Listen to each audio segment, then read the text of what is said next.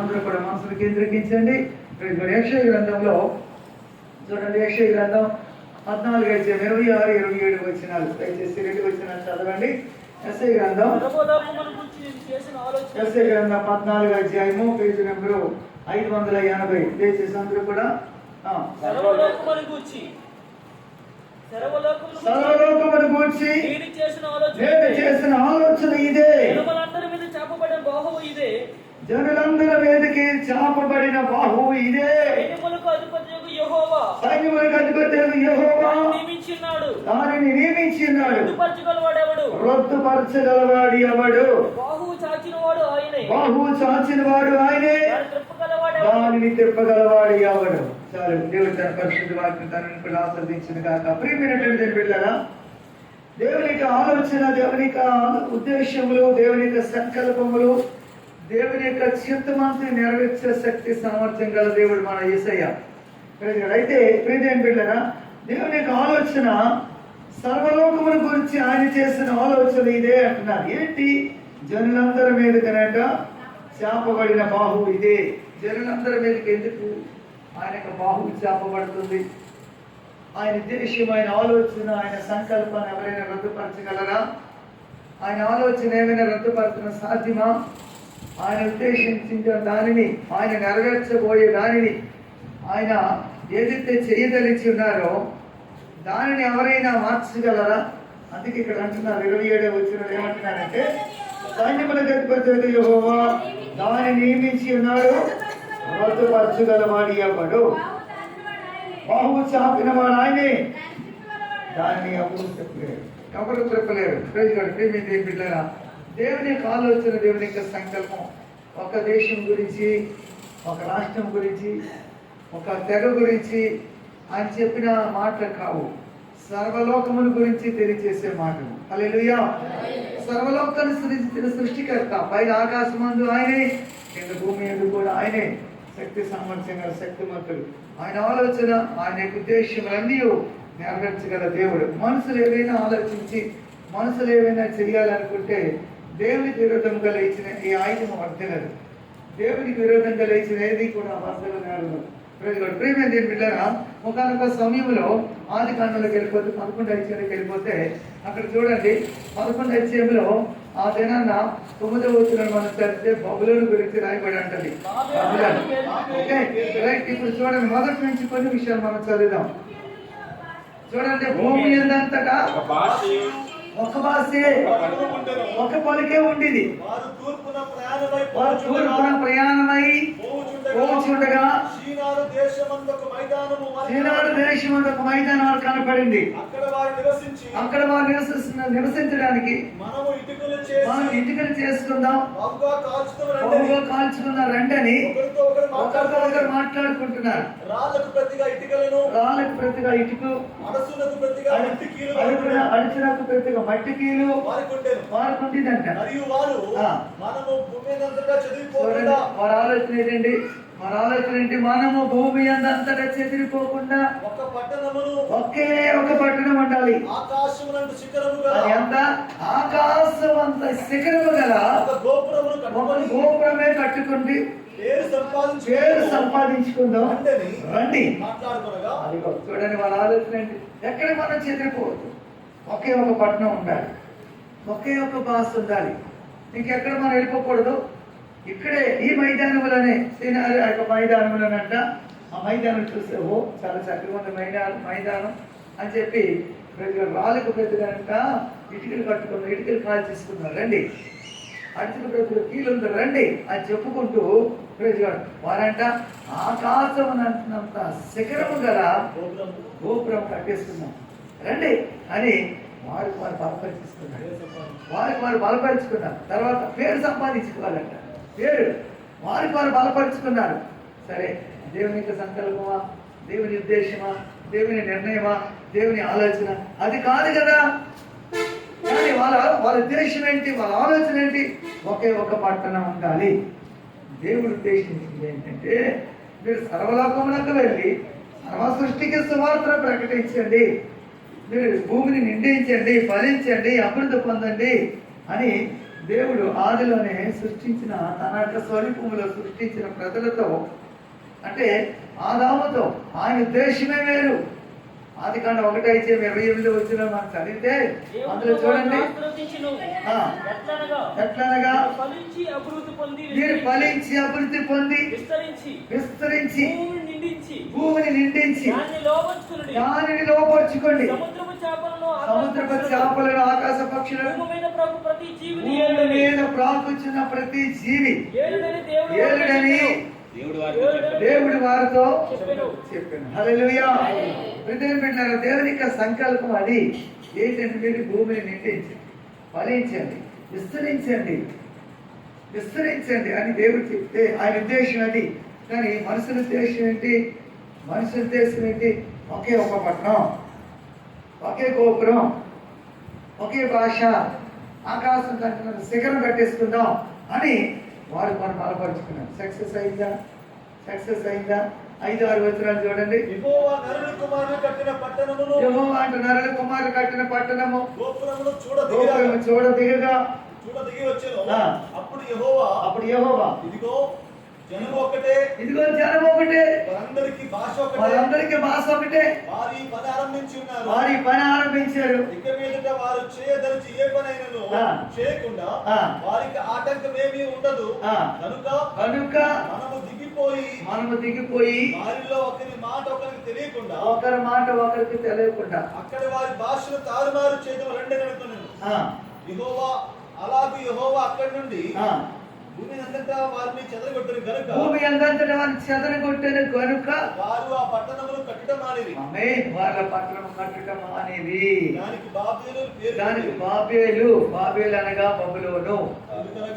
అక్కడ యెహోవా భూజనులందరి భాషను తారుమారు చేసెను. చాలండి. ప్రియమైన బిడ్డలారా, ఈ విషయాన్ని బట్టి మనకి ఏమనిపిస్తుంది అంటే, దేవుడి ఒకే ఒక పట్టణం కట్టుకోవాలని అనుకున్నారు కదా, దేవుడు ఎందుకు ఆలోచన తారుమారు చేశారు, దేవుడు ఎందుకు భాష తారుమారు చేశారు, దేవుడు ఎందుకు వారి ఉద్దేశాన్ని భంగపరిచేశారు, అదేంటంటే దేవుడి పక్షపాతం కదా, దేవుడు ఎందుకు అలా అనుకోవాలి, ఓన్లీ వాళ్ళు ఏదో పట్టుకోవాలనుకున్నారు, ఓన్లీ వాళ్ళు ఏదో ఆకాశం అంతా చక్రం అంతా గోపురాన్ని కట్టేసుకోవాలనుకున్నారు కదా, ఎందుకు దేవుడు అలా చేశాడు, ఎందుకు అలాగా ఉద్దేశం మార్చేశారు, ఎందుకు దేవుడి పక్షపాతమా, ఎందుకు ఇలాంటి ఆలోచన దేవుడికి వచ్చింది అని మనం అనుకుంటాం.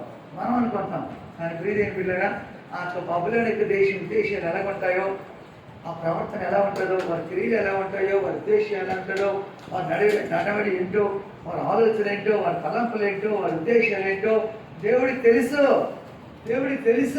వారి ఆలోచన గురించి, బబులోని దేశం గురించి మీకు కొన్ని విషయాలు చెప్తాను. త్వరగా ప్రియమైన దేవుని బిడ్డలారా, ఒక 10 నిమిషాల్లో దేవునికి మాటలు మనం ముగించుకుని వినడానికి వేగిరి పడదాం. త్వరగా ఒక 10 నిమిషాల్లో మీరు ఇంట్లో చేసుకుందాం. ప్రియమైన బిడ్డలారా, దేవుని యొక్క సంకల్పములు, దేవుని ఆలోచనలు, దేవుని ఉద్దేశాలు వేరు, మానవుల యొక్క ఉద్దేశములు వేరు, మానవులకు ఆలోచనలు వేరు, దేవుని ఆలోచన వేరు. దేవుడు వారిని అభివృద్ధి పరచాలి, దేవుడు వారిని దీవించాలి, దేవుడు అని మెండారంగా దేవుడు అభివృద్ధిలో తీసుకురావాలి. ఇది ఆయన ఆలోచన. ప్రకటన గ్రంథాలకు ఒకసారి వెళ్తే చూడండి, మీకు ఆ విషయాన్ని ఒక క్లుప్తంగా మాట చూపించిన తర్వాత మరి కొంచెం ముందుగా ప్రకటన గ్రంథము 18వ అధ్యాయము 20వ వచనాన్ని ఒక మాట చదవండి త్వరగా. పరలోకమా, పరిశుద్ధులారా, అపోస్తలులారా, ప్రవక్తలారా, దాని గురించి ఆనందించుడి. ఏలయనగా దాని చేత మీకు కలిగిన తీర్పుకు, అదిగో దాని గురించి మీరు ఆనందించండి. ఎవరంతా చెప్తున్నారు ఈ మాట? పరలోకమా, పరిశుద్ధులారా, ప్రవక్తలారా, దాని గురించి మీరు ఆనందించండి. ఏలయనగా దాని చేత మీకు కలిగిన తీర్పుకు ప్రతిగా దేవుడు ఆ పట్టణం తీర్పు తీర్చి ఉన్నాడు. చూసారా, దానిని గురించినటువంటి తీర్పు మీకు రాకుండా, మీకు తగలకుండా, మీకు అన్యాయం జరగకూడదు, దాని నిందల పాలు మీ మీద రాకూడదు, మీరు నరక పాత్రలు అవ్వకూడదు, దాని దోషం మీ మీద రాకూడదు, ఆ తీర్పు మీ మీద పడకూడదు. ఆ ఉద్దేశం చేతనే దేవుడు ఆ పట్టణమునకు ఏం చేశాడంట? తీర్పు తీర్చేశాడు. హల్లెలూయా. దాని గురించి మీకు వివరంగా చెప్తాను. అప్పుడు మీరు చెప్తారు ఏంటంటే, అవునా అలాగా, అందుచేతనే దేవుడు తాను ఉద్దేశించాడా అని మనం అప్పుడు చెప్పుకోగలుగుతాం. హృదయం బిడ్డలారా, అందుచేత దేవుని యొక్క ఆలోచనలు, దేవుని యొక్క సంకల్పాలు వేరే ఉంటాయండి. ప్రేమ దేవుని బిడ్డలారా, ఇర్మియా గ్రంథంలో చూస్తే 51 అధ్యాయం చూడండి. ఇర్మియా గ్రంథం 51 అధ్యాయం 29వ వచనం త్వరగా చదవండి, త్వరగా. భూమి కంపించుచున్నది, భూమి అంటే కంపించిపోతుంది, చేత అది గిజగిజలాడుచున్నది. నొప్పి కంట. చూడండి, ఒక్క నివాసి లేకుండా బబులోను దేశమును పాడుగా చేయవలనని, ఒక్క నివాసం కూడా లేకుండా బబులోను దేశమును పాడుగా చేయవలనని, బబులోను దేశము పాడుగా చేయబడినని, బబులోను కూర్చుని యెహోవా ఉద్దేశం స్థిరమాయెను. ఆమేన్. బబులోను కూర్చున్నటువంటి యెహోవా ఉద్దేశించిన దానినే స్థిరమైంది. బబులోను పరాక్రమవంతులు యుద్ధము చేయక మానుదురు, బబులోను యొక్క పరాక్రమవంతులు యుద్ధము చేయటం మానుదురు. వారు తమ కోటలలో నిలుచుచున్నారు, వారి పరాక్రమము బలహీనత అయ్యెను. వారి పరాక్రమం అంతా బలహీనత అయిపోద్ది. వారును స్త్రీలంటి వారైరి, వారిలో ఉన్నవారు మగవాళ్ళే కానీ స్త్రీలు వంటి వారు అయిపోతారు. వారి నివాస స్థలములు కాల్చబడుచున్నవి, వారి నివాస స్థలము కాల్చివేయబడుచుంది. వారి అట్టి గడియలు విరిగిపోయెను, ఆ, అతని పట్టణమంతయు పట్టబడును. ఆ. కోనేటి దూలములను జమ్మును అగ్ని చేత కాల్చబడును. Praise God. ప్రియమైన దేవుని బిడ్డలారా, ఇవన్నీ ఎందుకు చెప్పబడుతున్నాయంటే, ఇప్పుడు రండి అసలు విషయానికి వెళ్దామండి. త్వరగా ప్రకటన గ్రంథంలో ప్రకటన 18వ అధ్యాయానికి వెళ్దామండి. మొదటి 2-3 వచనాలు ధ్యానం అటు చేద్దాం. తరువాత ఆ, మహాధికారము గల వేరొక దూత ఆ. పరలోకం నుండి దిగి వచ్చి చూచితిని. పరలోకం నుండి దిగి వచ్చి చూచితిని. అతని మహిమ చేత ఆ, భూమి ప్రకాశించెను. ఆ, అతడు గొప్ప స్వరముతో ఆర్భాటించిట్లనెను, ఆ. మహాబబులోను కూలిపోయెను, మహాబబులోను కూలిపోయింది, కూలిపోయెను. అది దయ్యములకు నివాస స్థలము. ఇప్పుడు చూడండి, దేనికి నివాస స్థలం అంట? దెయ్యాలకి నివాస స్థలం అంట.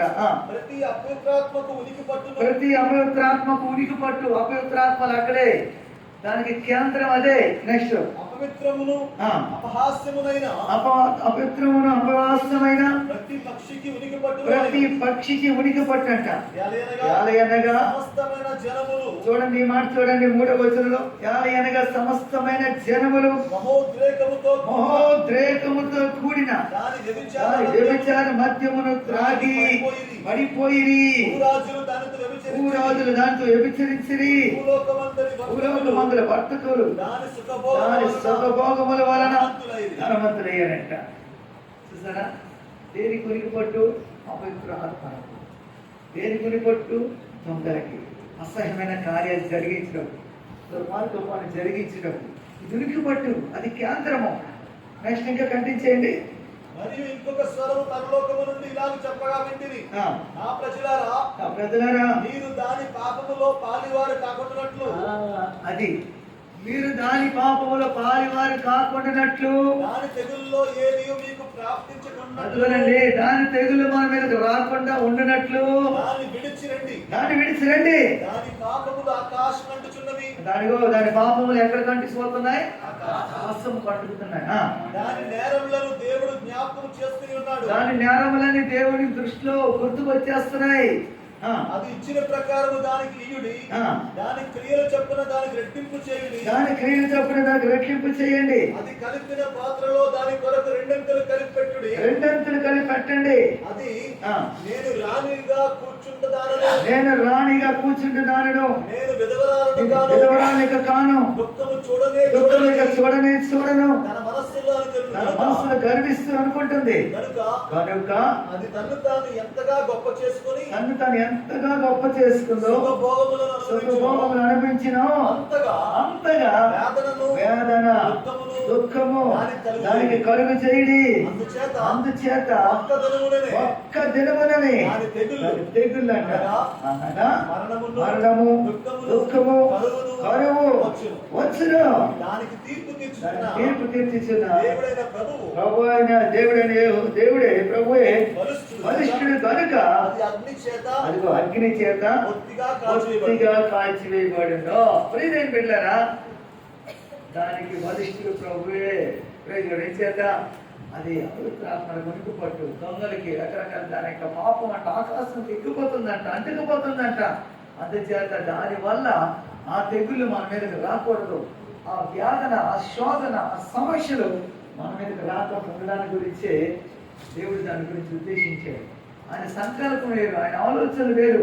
15 వచనం రండి, ఇప్పుడు 15 వచనం చదవండి. ఆ పట్టణము చేత ధనవంతులైన ఈ సరకుల వర్తకులు ఏడ్చుచు దుఃఖపడుచు అయ్యో అయ్యో అయ్యో అయ్యో సన్నపు నార బట్టలను ధూమ్ర వస్త్రవర్ణపు వస్త్రం ధరించుకొని బంగారముతోను రత్నముతోను ముత్యముతోను అలంకరింపబడిన మహాపట్టణమా ఎంత ఐశ్వర్యము ఒక్క గడియలోనే పాడైపోయిందా అని చెప్పుకొని దాని బాధను చూసి భయాక్రాంతులై దూరముగా నిలిచిందురు. ప్రియమైన బిడ్డలారా, ఇది బబులోను దేశం గురించినటువంటి, అక్కడే వర్తకులు చేస్తారు అన్యాయం, మోసము, దగ, ప్రతి విధమైనటువంటి కీడే, ప్రతి అపవిత్రతే, వ్యభిచారము, దొంగతనం, ప్రతి దానికి అదే ఉనుకుపట్టు, అక్కడే కేంద్రం. అందుచేతనే దేవుడు దానిని ప్రజలు వాళ్ళ ఉద్దేశం ఏంటి, ఒకే పట్టణం ఉండాలి, అందులోనే సమస్తం జరగాలి. చూడండి, చాలా మంది కొన్ని షాపింగ్ మాల్కి వెళ్ళిపోతే అన్నీ అక్కడే దొరికేస్తాయి. ఒక బుల్లి ప్రపంచం అంతా అంటారు దాన్ని. ఒకసారి చెన్నై వెళ్దాం, వేరే మనతో పాటు అదొక ఒక షాపింగ్ మాల్ తీసుకెళ్ళి, మొత్తం షాపింగ్ మాల్ అంతా ఏ దొరకలేదంటే ఉండదంట, అన్ని అందులోనే ఉంటాయంట. ఏమిటి అలాగా ఈ బబులోను దేశంలో ఆయన చేసినట్టు దుష్కార్యాలు బట్టి, ఆ పాపమును బట్టి, దాని యొక్క ఆ పాపము, ఆ తెగుళ్ళు, ఆ మరణం అనేది మన మీదకి, మన పిల్లల మీదకి, మన కుటుంబాల మీదకి రాకూడదని దేవుడు ఉద్దేశించాడు. వేలా లేకపోతే కీడా? దేవుడు ఉద్దేశించింది కీడా వేలా? అందుచేత దేవుని యొక్క సంకల్పం నెరవేర్చడానికి ఆయన ఆకృతి కలిగి ఉంటాడండి. ఎఫెసీయులకు రాసినటువంటి పత్రికలోకి వెళ్ళిపోతే 3వ అధ్యాయం చూడండి, 11వ వచనం త్వరగా చదవండి. ఎఫెసీయులకు రాసిన పత్రిక దేవుడు మన ప్రభువైన 8వ వచనం చదవండి. 8 నుంచి. దేవుడు మన ప్రభువైన క్రీస్తు యేసునందు చేసిన నిత్య సంకల్పం చొప్పున పరలోకముల ప్రధానులకును అధికారులకును సంఘము ద్వారా తన యొక్క నానా విధమైన జ్ఞానము ఇప్పుడు తెలియజేయబడవలనని ఉద్దేశించి శోధింప సత్యము కాని క్రీస్తు యొక్క ఐశ్వర్యం శోధింప సత్యము కాని క్రీస్తు యొక్క ఐశ్వర్యము అన్ని జనులలో ప్రకటించుటకు సమస్తమును సృష్టించిన దేవుని యందు పూర్వకాలము నుండి మరుగై ఉన్న మర్మమును గూర్చిన ఏర్పాటు, పూర్వకాలం నుండి మరుగైపోయి ఉన్నటువంటి ఆ యొక్క ఏర్పాటు ఎట్టిదో అందరికీ తేటపరచుటకును, అందరికీ తేట చేయాలి. పరిశుద్ధులందరిలో అత్యల్పుడైన నాకు దేవుని కృపను అనుగ్రహించబడి ఉందని అపోస్తలుడైన పౌలు ఇంకా సంఘానికి తెలియజేస్తున్నాడండి. ఎఫెసీ సంఘానికి తెలియజేస్తున్నాడు. దేవుని యొక్క ఉద్దేశం ఏంటంటే, చూడండి, అపోస్తలుల కార్యాలు 26వ అధ్యాయానికి వెళ్ళిపోతే 16వ వచనం నుంచి 18వ వచనం 2 వచనాలు త్వరగా చదవండి.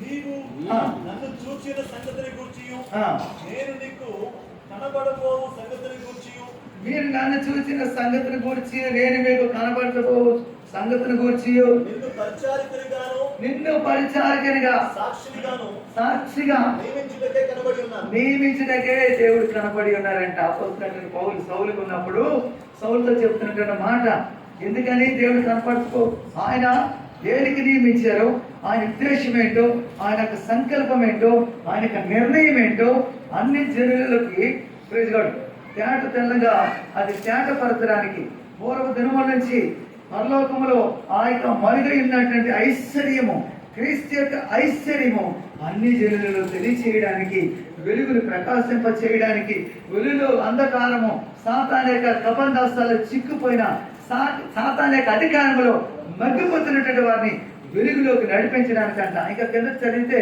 అపోస్తలుల కార్యాల్లో కనపడుతుంది. అదే అధ్యాయంలో చదవండి, కంటించిన మాట, నీవు లేచి నీ పాదములను మోపి నిలువు, నేను ఈ ప్రజల వల్ల గాని అన్ని జనుల వల్ల గాని హాని కలగకుండా నిన్ను కాపాడతాను. వారి చీకట్ల నుంచి వెలుగులోనికి, సాతాను అధికారములను వెలుగు వైపునకు దేవుని వైపునకు త్రిప్పి నా యందలి క్రీస్తునందలి విశ్వాసము చేత పాప క్షమాపణ పరిశుద్ధపరచబడిన వారిలో స్వాస్థ్యము పొందినట్లు వారి కనులను తెరుచుటకై నేను వారి యొద్దకు నిన్ను పంపిదను అని చెప్పాడు. హల్లెలూయా. అన్ని చెందిన వల్ల కానీ ఏ అధికారం వల్ల కానీ ఎవరి నుంచి హాని నీకు కలగకుండగా సాతాను అధికారంలో చిక్కుపోయిన వారిని దేవుని వైపు తిప్పడానికి ప్రియమైన బిడ్డలారా, ఎంతగానో మనం కూడా గతించిన దినాల్లో సాతాను యొక్క అధికారంలో చిక్కుపోయిన మనలను ఈ దినాన్ని దేవుడు విడిపించడానికి ఎంతో మందిని దేవుడు అతని అపోస్తుల పౌరులు ఏర్పరుచుకున్నట్టుగా ఆ దినాన్ని వెలుగులోకి నడిపించిన దేవుడు మనలను కొంతమంది వాడుకొని దినాన్ని మన వెలుగులోకి నడిపించారు. లేదా మనం కూడా సాతాను అంధకారంలో సాతాను అధికారాన్ని మర్చిపోయి ఉండవలసిందే. క్రీస్తు ఐశ్వర్య పొందనవ్వకుండా దృఢతనం కలుగు చేసి అపవిత్రాత్మ దురాత్మ మనల్ని వేస్తూ ఉండేవాడు. ఏదైనా క్రీస్తు రాజ్యానికి వారసులు అవ్వటానికి, ఆ యొక్క దేవుని యొక్క నిత్య సంకల్పంలో ఎదగడానికి, ఆయన యొక్క ఐశ్వర్యం పొందుకోవడానికి, ఆశీర్వాదంతో నింపబడడానికి దేవుడు మనలను ఏర్పరచుకున్నాడు. అందుకేనండి మొదటి పేతురు రాసిన పత్రం 3:5 అక్కడ 9వ వచనం రాయబడి ఉంటుంది. చూడండి త్వరగా. ఆశీర్వాదమునకు వారసులగుటకు మీరు పిలువబడుతున్నారు కనుక ఆశీర్వాదమునకు వారసులు అవ్వడానికి. చూసారండి, దేవునికి ఆశీర్వాదానికి వారసులు అవ్వడానికి దేవుడు మనకు పిలిచినాడు.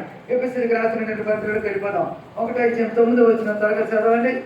కాలము సంపూర్ణమైనప్పుడు, కాలం అంట సంపూర్ణమైనప్పుడు జరగవలసిన ఏర్పాటును బట్టి ఆయన తన దయా సంకల్పము చెప్పున కాలం అనేది సంపూర్ణం అవ్వాలి. కాలం సంపూర్ణమైనప్పుడు ఆయన ఏదైతే ఉద్దేశిస్తాడో, ఆయన ఏదైతే చెప్తాడో అది ఖచ్చితంగా నెరవేరుస్తాడు.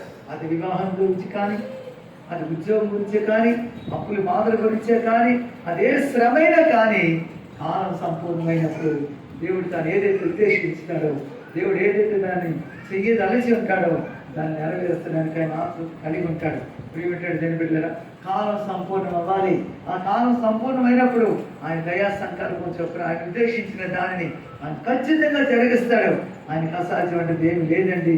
సమస్తము ఆయనకు సాధ్యమే. ఆయన కార్యం చేయగలదని చెప్పగలవారు ఎవరైనా ఉన్నారా? ఎవ్వరికి సాధ్యం కాదండి. అందుచేత ప్రియమైనటువంటి దేని బిడ్డలారా, అందుకే ఆయన వెలుగును సృష్టించేవాడును. యెషయా గ్రంథం చెప్తాను 45:7 వచనంలో అంధకారం కలుగు చేయవాడును వెలుగును సృజించేవాడు ఆయనే. వెలుగును సృజించేవాడును అంధకారము కలుగు చేయవాడును సమాధానకర్తను కీడును కలుగు చేయవాడును నేనే. యెహోవాను నేనే వీటన్నిటిని కలుగు చేయించున్నాను. హల్లెలూయా. చెయ్యాలన్నా, సమాధానం కలుగు చేయాలన్నా, మేలు చెయ్యాలన్నా యెహోవాను నేనే వీటన్నింటినీ కలుగు చేయించున్నానని దేవుని యొక్క లేఖలో రాయబడింది. అయితే అపవిత్రాత్మ దురాత్మలు ఏం చేస్తున్నాయి? మనల్ని మోసపరిచి దేవుని యొక్కకు నడిపించకుండా ఆ సాతాను యొక్క అధికారం, సాతాను యొక్క అపవిత్రాత్మలు దుష్టుడు ఏం చేస్తున్నాడు? దేవుని యొక్క ఐశ్వర్యం పొందనకుండా, దేవుని యొక్కకు నడిపించనివ్వకుండా అనేకమైన ఆటంకాలు కలుగు చేస్తాడు.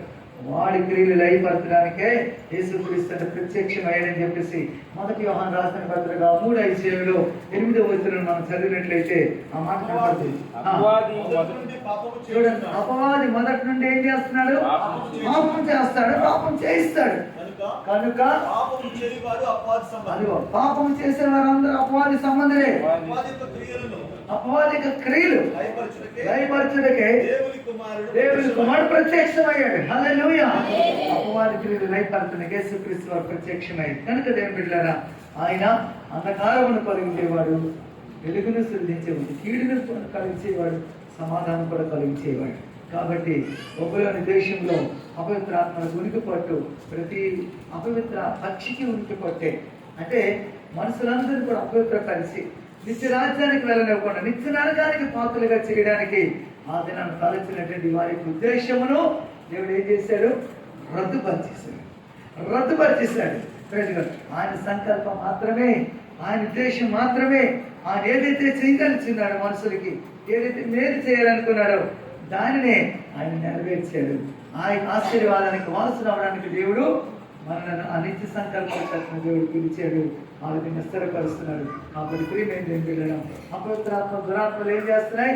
పాపం చేస్తాడు, పాపం చేయిస్తాడు, నరకానికి పంపించడానికి కూడా వాడు సిద్ధపడతాడు.